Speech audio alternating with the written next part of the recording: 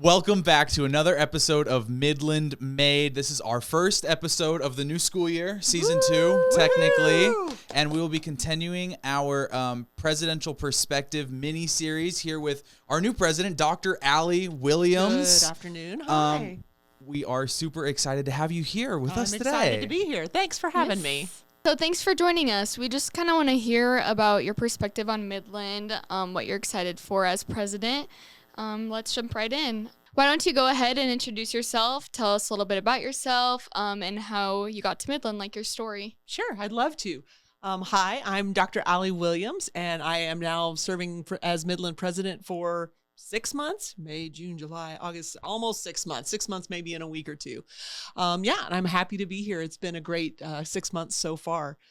The journey here is really kind of an interesting one. If you've ever talk to anybody who's into presidential searches, it's a very interesting kind of search process. I was thinking back about this last night, though, and realized that this time last year, I don't mean this by any disrespect, but this time last year, I actually don't know that I'd ever heard of Midland. Maybe absent one or two things in some athletic competitions.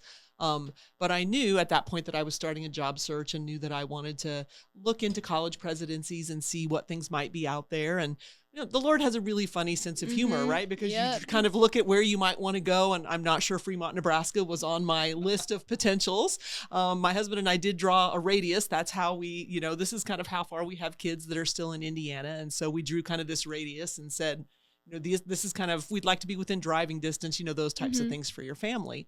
But I was in some other searches and got connected to a search firm with a gentleman who, when one search, we kind of went through an interview process, and he said, if this doesn't work out, I have this opportunity I think that you might really be interested in and might be a good fit for you. And he said, I think you ought to take a look at Midland. And I went, where's that? What is that? And he said, Fremont, Nebraska. And I was like, okay. And so my husband and I dug in and did a lot of research, is what you do. You do a lot of research and reading. And at the same time, he presented my name and kind of information to the search firm. And then, again, searches are so weird. They're very they're cloaked in anonymity. Like, they don't want anybody to know who's looking, because they don't want to know where you're at. They don't want them to know that you're thinking about going. And they don't want to introduce you to a place and then have you not come. And so it's really kind of this weird thing. And so literally I interviewed with the search firm, I think in January, would have been mid-January. And then literally by about the first week of March, it was kind of done. After that, it went boom, boom, boom. It was super quick. I interviewed, they called me back, said they want you on campus. I looked at my husband and I said, well, we got to decide if we're going or not, because they want us to come. And so we came and did a tour and, cloaked in like we were parents looking at a college. I don't know what people thought as we walked around one day. It was icy. We slipped across campus all over the place. It was welcome prior to Nebraska. Ryan. I know, welcome to Nebraska. But really it was just, one, we loved the place. We loved the people that we did get to meet, the ones we did get to meet, a couple of students that we met. And then it really just became the Lord being very gracious and helping us understand that this is where he wanted us. And so that was all the affirmation I needed after that. Yeah, so, of course. Welcome to Nebraska. Yeah, welcome. Wow. Thank you so much for sharing that. That was just an amazing story. Is there really anything else about Midland that sort of stood out to you while you were in the process? Yeah, sure. For me, it were several things, but like I said, first you just did a lot of reading online, because that becomes your primary source of information, especially when you don't know people that work for the institution, which I didn't. And then as you read online, you kind of take that first step and say, does the institution stand for things that focus on things that I do, right? Every institution has values. Every institution has a focus and a mission and a vision. They're all great, but they don't always align with who you are as an individual, right? And so that was the first step for me to say, I love that we talk about learning and leading in the world with purpose. But the other piece for me was I was looking for a faith-based institution. I was looking for one that had some foundations in a church organization like the Lutheran Church does. That's my background, is all in Christian higher education, faith-based higher education. And so that was a part that was really important to me. That's a big part of my life, and knew that I wanted that to be a part of my continue to be a part of my professional career. And so when I got to campus, then does the things that I read online, do they really play out in real life? Because that isn't always true, right? Like, you can read about a business or an organization, and then you can meet the people and go, okay, this doesn't quite jive. But that was not the case here. the people of Midland are just exceptional. And that's really finally what drew me, other than the faith-based institution. It was really the thing that drew me here and decided that this is where I wanted to be. It's an amazing community with amazing people who live out that purpose day to day. They love students. They care for students. They want to see them succeed. And that's just something I can get behind and something I've spent a lot of my career trying to do.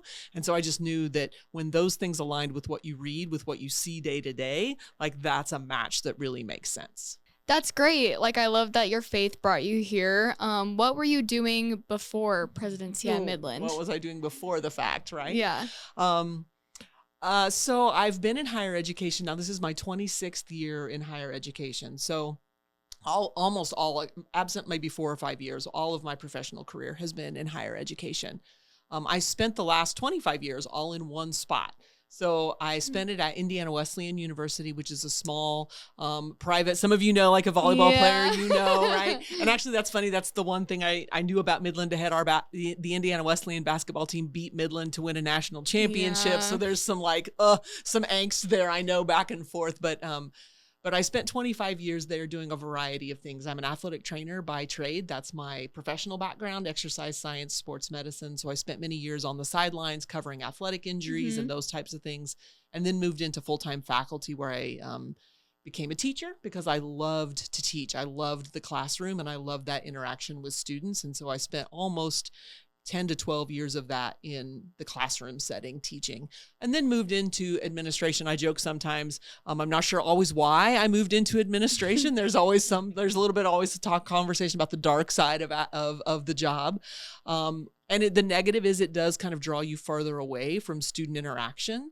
And so you have to be very intentional. I used to joke, as a faculty member, I would get these notes from students that would be like, I really appreciate the time you took to spend with me, all these things. As an administrator, I've yet to get a note that says, man, that policy you wrote was awesome, right? They just don't really, the connection there is not quite the same. But you can make connections with students anywhere you are on a college campus. And so I moved up into a dean role and then a vice president for academic affairs. And so I spent my last 5 years as the vice president for academic affairs and chief academic officer at Indiana Wesleyan. Nice. And then knew that I did actually come to realize that I loved administration. I loved looking at the institution from a broader perspective than solely the academic perspective, although that's my background. Like, I love to learn about admissions and marketing and all of the other pieces that go along with that, financial aid, like all the parts that make a campus run. And so a presidency became kind of the next logical step as if I wanted to advance. And I realized that was something I wanted to do. So, yeah. So what have you been up to since stepping up into presidency? Like, Nothing. what do the first few months look like? Right. Well, it's interesting. The first few months probably look different depending on if you're somebody who's new to an institution as opposed to someone who knows an institution well, right?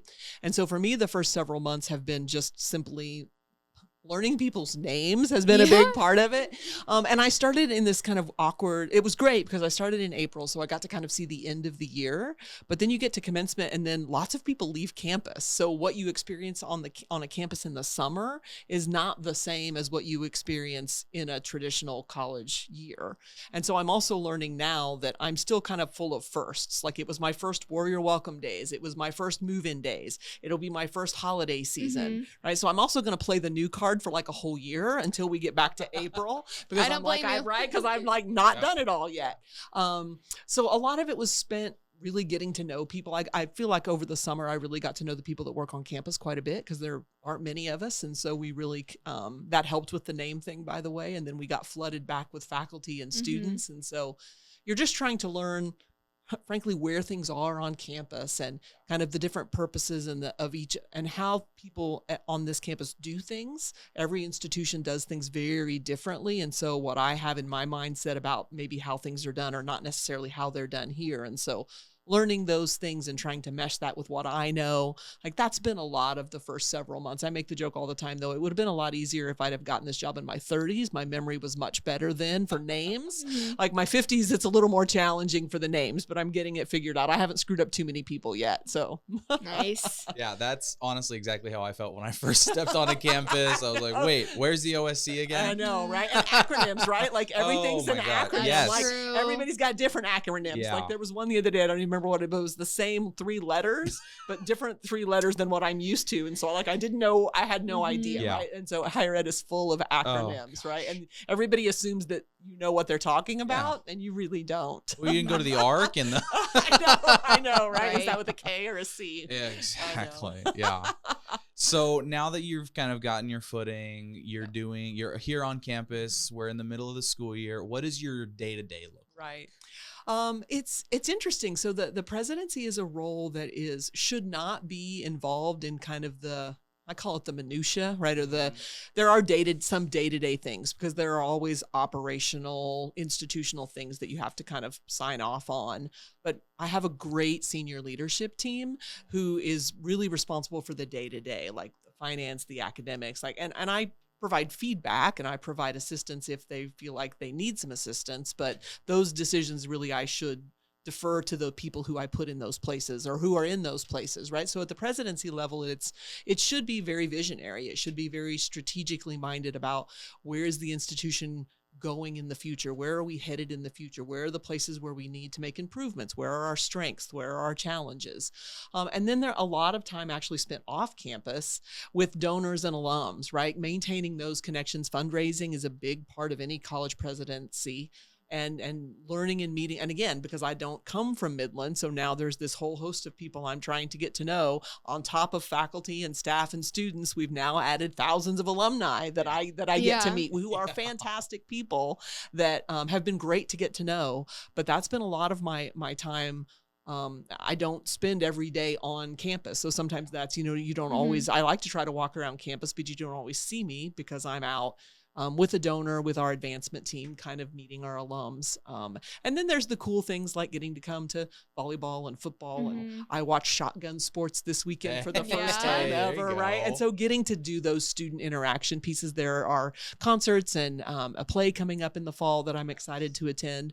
And those are just things that help me be more connected to students, which is, again, part of the reason why I'm in higher ed. And if I didn't do those things, it wouldn't be fulfilling for me because that's the part of the job that I love. Yeah, absolutely. I remember first time I met you, it was during the summer. It was off campus at a networking event for RVR Bank. So it totally makes sense that you're off campus a lot. I am. Yes, absolutely. Yeah.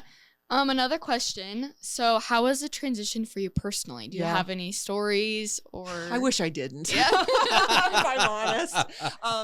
No, it's been really great. So there are a few, right? I came in April. My husband didn't come till June. And so we spent so I lived in an apartment, not far from campus, which was fine. The first week, I came on April 10th or whatever it is. That first weekend was the weekend of the baseball size hail. Yeah. On campus. And I remember you don't realize what you don't know until you're in the middle of it, right? And so I had Wi-Fi, but it wasn't working well. So I'd called my husband and he was trying to help me track the radar.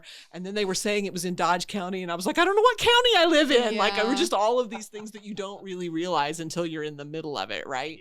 And so we survived. I survived, clearly, that. And then the damage, unfortunately, they had some damage across campus, across the Fremont, but it was relatively, we recovered from that. But, it was interesting for me. Then people keep telling me Nebraska and the weather, right? And I use this, they often say this, this is abnormal. And I'm not really sure I believe them at this point, because then we bought a house only about 4 blocks from campus. So that's one of the things I'm actually really excited about, is excited about welcoming students into our home. That was one of the reasons why we bought so close to campus. It's within walking distance. We had been in the house my husband had been here about a week. We'd been in the house. We're laying in bed one night and I woke up and I heard the wind. And I was like, oh man, this is multiple times I've heard this wind and crazy. And so I kind of remember thinking to myself, that tree outside, it's probably been there 50 or 60 years. I'm sure we're fine. And within about 2 minutes, the tree fell over. Oh my gosh. And kind of landed on our roof and our front porch, which was the loudest thing I've ever and so I'm sure. So then we're out on the front porch. It's 11:30 at night. The police officer stops. We're looking up at the house with this tree hanging on it, and it was a mess. Thankfully, it wasn't as bad as it could have been. We had, of course, it rained the next 6 days in a row. So we had leaks and all those types of things, but we did manage to get it repaired. But, that's kind of the storm kind of system of the spring was kind of welcome to Nebraska, right? I'm not sure I'm really excited for what the winter holds, but it's scary. Honestly, I don't even know what it holds either, and I've lived here my whole life.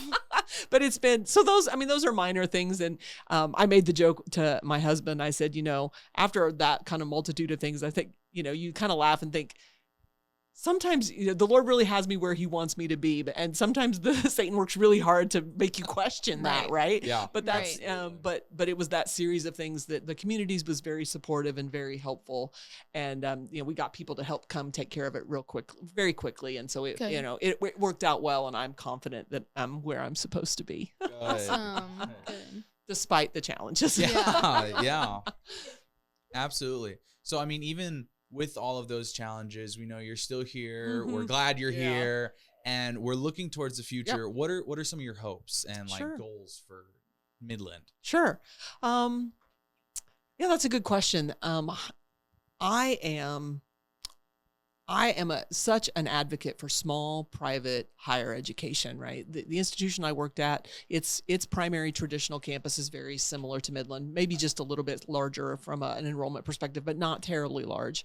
And I love that opportunity. And we're at a point in our country holistically where people just question the value of higher education. There's all kinds of things going on that make people doubt whether it's worth the money they should spend or whether it's worth the time or the investment of something they should try to do. And I also think that there's a big distinction between the public and the private institutions, and then another layer of distinction between the private and the faith-based institutions. And every fit is not right for every student, right? Not every student is a fit for Midland, just like not every student is a fit for a large public institution. But we have to make sure that all of those options remain options for students for a long time. And unfortunately, you start to hear all kinds of stories about small institutions closing their doors over because they don't have the money, they don't have the enrollment. And so that's scary to people, right? To think about institutions that I have a good friend that the institution he graduated from many years ago doesn't even exist anymore, right? And as an alum, that's got a, kind of a sting to it. And I just holistically want to make sure Midland specifically and private faith-based institutions are here for a long period of time. So any student that wants that option can take that option if they want, which is also why we need good scholarshiping models so that students can afford it, which is why we need really robust academic programs so that students choose a place that has an academic option that they want to try to pursue, right? And so how do you put all those things together, and how do I help make sure that Midland is here for the next 5, 10, 15, 100 years, right? Because we have done the smart things that we need to do to continue to be successful and to speak into students' lives and help them become successful, because that's really what matters. Yeah, absolutely. Yeah, very exciting. What do you see as Midland's greatest strengths at the moment? I was thinking about this, and they ask you kind of do it in a couple of words or whatever, and then I get really sorry that I do lots of alliterations, like everything starts with a P or everything starts with a D. But when I was thinking about this, I came up. I'm thinking about, strengths and thinking about the past and the future and kind of all those things put together. And really, I kind of summed it up into kind of 3 words. But to do that, like the first word is about looking behind, and the word I would use is persistent or perseverance, depending on, that's 2 words. I'm cheating, but that's okay. Because Midland has a really interesting history. For anybody that knows Midland's history knows as few as 15 to 20 years ago, which is really not all that long ago. Midland was at a point that where people were beginning to question whether it would exist anymore. Like there were some very significant financial challenges, very significant enrollment challenges, and the leaders then made some very difficult decisions, but a lot of things that helped Midland persevere. And I think that part of our history is very important and can't be forgotten about, because I think it helps us propel us forward into what the possibilities are to come, right? And so passion would be the other. Like I said before, I love the community of people here. They are so passionate about students and student success and how they help students accomplish what they want to accomplish, that I just have yet to meet somebody that works here that doesn't just love students wholeheartedly and love the work that they do, right? So they're passionate. And then I think looking forward, it's about potential. I think this place has an exceptional amount of potential. I think we have to figure out what our priorities are specifically. Like a lot of times you start to dream about future possibilities and you get like, 700 ideas, and you have to kind of narrow that down because it's difficult to, if you try to do all 700, you'll do none of them well, right? And so you narrow it down into the 4, 5, 6 priorities of things. And where do we have the greatest potential? Where's the greatest student impact? Where's the greatest impact for Midland moving forward? And identify those things. But I think this place has so much potential. Yeah, absolutely. I love what you said about persevering, because I mean, we're warriors, Right, so absolutely. we are going to persevere. And for what you said about potential, like what is the potential for Midland's future? Right, sure. Well, I think we're on a trajectory right now, right? If you saw the article that just came out, like our incoming class this year was really positive, right? We saw an uptick in first-year students and in transfer students, and so that's got some momentum, right? There's something about the feel of a big incoming class and kind of what that does to the momentum of the campus, right? And so I think there's a lot of potential there. How do we build on that? I think how do we build on creating an environment for students where they then come here, but they also want to stay, right? Because we'll have a handful of students every year that choose not to stay, right? And sometimes it's because it's just not the right place for them. And sometimes it's because the institution has not really done something to support them in the way they need to be supported. And so how do we find those things from a potential perspective that makes students want to stay, makes them want to stay connected? And where are the places where we might fall short in that? Because that's going to help our momentum and keep us moving forward. And then I think it's looking at, again, tapping into the things that we do really well and the resources that we have. We have an exceptional group of faculty who just love to educate students. And I think they have some great ideas about moving forward, about maybe what other academic programs they'd like to think through, or how they would like to, look at the curriculum and see what new things we might want to do. And I'm excited to talk to them about how we might grow in that area and see what ideas they have. And we have an exceptional athletic program. I think we are a good number of athletic programs, but how do we continue to foster that success, right? And I love that every student at Midland is connected in some way, not to athletics necessarily, but to the presidential pathways, the academic pathways, or to the other co-curricular, the arts and music. I love that any student coming in has that pathway, right? It provides them a really exceptional entry point where they have a group of students immediately that they're connected to. And I think we have to figure out how to continue to draw on that and help that, because I think it also helps with the retention piece where students now have this group they know they're connected to. They immediately see that as part of their identity on campus. And I think that's got a lot of possibility and potential even to grow some of those pathways and figure out how to strengthen our arts programs, strengthen those programs along with our athletics programs, and how to make them really robust and really again, just speak into the student experience. Yeah, absolutely. Yeah, for sure. I feel like you have a great plan, and I'm excited to see everything go moving forward. But to kind of get to know you more, what do you like to do in your free time? If I had free time, no.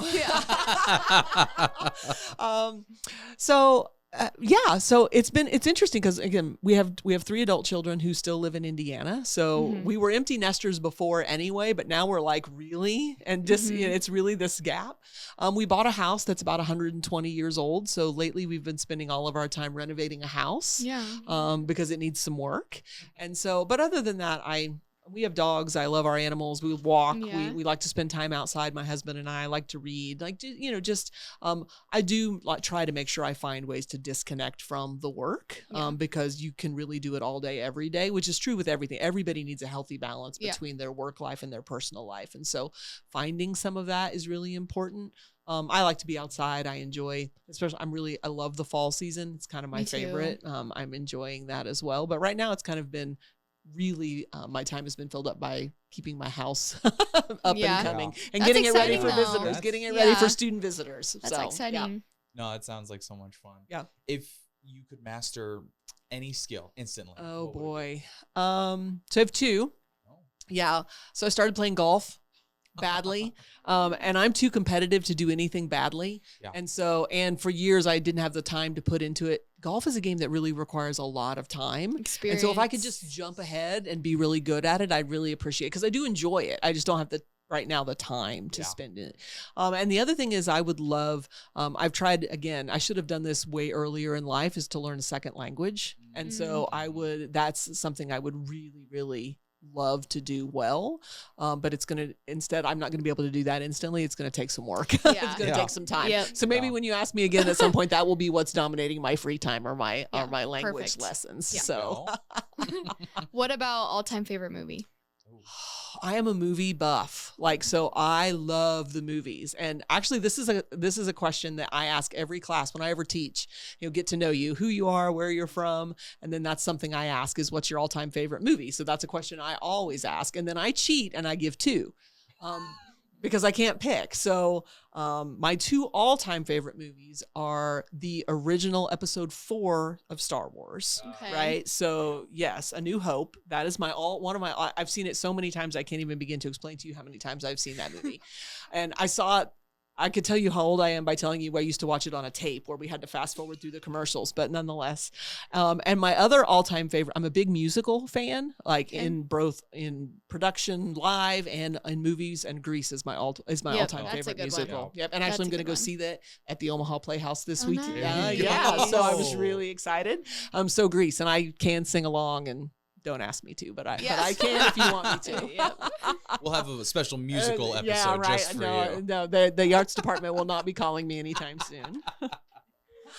Have you ever wanted to be in a play or anything like that? Yeah, I mean, I'm kind of a ham a little bit, and I enjoy that. I did Christmas programs as a kid growing up at church and those types of things. I was an athlete in high school and college, so I didn't have time to do it had to. That was the choice I made. But yeah, I love productions. I love kind of on stage. It's kind of fun, and I really love watching them. But I'm not as good as everybody. So I'm best probably served for the audience. There you, yeah, Me no, too. there's Me too. there's nothing wrong with that. So is there anything maybe on your bucket list that you want to cross off? Yeah, and so I say this knowing that my husband also knows this is on my bucket list, but I figure it can't hurt to continue to say to make sure he knows that it's on my bucket list. So sadly, I'm a Dallas Cowboys fan. I know, I'm sorry. And they really stink right now too, by the way. So, but it's been one of my it's been on my list forever to go to a game in Dallas. I've never been, and I really want to go on Thanksgiving, right? Oh. There's just something about Thanksgiving Day in Dallas. It's kind of, if you're a football fan, it's kind of what you want to do. And so that's always been on my bucket list. Otherwise, again, now that we're empty nesters, we're kind of adding things to our list of travel places we can go. My husband and I were in Spain this summer for our 25th wedding anniversary trip. So that was a lot of fun. And we've now put lots of other places on our trip. Greece is high on our list, right? And so that's probably up there. Along with, Australia, lots of other places. But I would say, it's weird that I would say that I would rather go to Dallas than Greece. I don't know. I believe I just said that. But yeah, the game in Dallas has always been on my bucket list. Always. Mr. Williams, get her to a game. Yeah, there you go. Last but not least, if there was any piece of advice that you'd give a current or new student that's coming to Midland, what would that be? Sure. I think this goes back to what we said before about the community. And so that it kind of has a couple of pieces. One would be never be afraid to ask questions, right? The people here, I know it can be intimidating, right? To walk into a classroom or into an office with somebody you don't know. But I've yet to meet somebody who would turn a student away that has a question. But it's inherent, right, in our nature to kind of be like, I can do it myself, right? But when you're on a college campus and you don't know all the acronyms, right, and you're trying to meet new people, encouraging to ask questions and really lean into that a lot, I think is really important. I think the other thing is branch out a little bit. Don't be afraid to try something new. If you're a sports person, don't be afraid to try an art, right? A play of some type. No, but there are just so many opportunities here and so many places for you to connect and meet people, but you have to be willing to kind of take a step and step outside your comfort zone a little bit. Now, I'm also a big advocate that you can probably do too many things, right? And so you have to kind of narrow that down because there are academics and that should be near the top of the list. But there are so many ways to get connected. And so to find those 2 or 3 things that you're really passionate about that give you a group of people to be connected to, it will so enhance your experience. And Midland is a place that is just designed for student interaction and student engagement. And the number of students I've met who have been in multiple things, like both of you, right? I've seen you play volleyball. We met at an RVR bank for FBLA, and you're sitting here doing the podcast, and I'm sure you probably tell me you have 2 or 3 other things that you're involved in as well, right? Now, and you might also say at some point, there's probably a few too many things to do, but that has really enhanced your experience at Midland. And so if you don't take advantage of those are the students maybe that aren't quite sure they want to stay, right? And so how do we help make sure, but don't be afraid to branch out, try new things. You may try it and decide it's not for you, and that's okay too. But at least you tried, right? And I think that's really an important part of a person's college experience is the things that they can branch out and try that are new. Yeah, I absolutely love that answer. I mean, getting involved on campus has been just one of the highlights of being here at Midland. It's been great. So, I mean, it's great for other students to get out there to get to hear that. But now we are at the end of our podcast. Really? So that went quickly, yeah, right? I know, it feels right? like it went pretty quickly. It did. So we just wanted to thank you for being here, for giving your president's perspective, and just taking time out of your busy schedule to it's my pleasure. Come and chat with us. So without further ado, I'm AJ. I'm Brenna. I'm President Aly Williams. And this is Midland Made.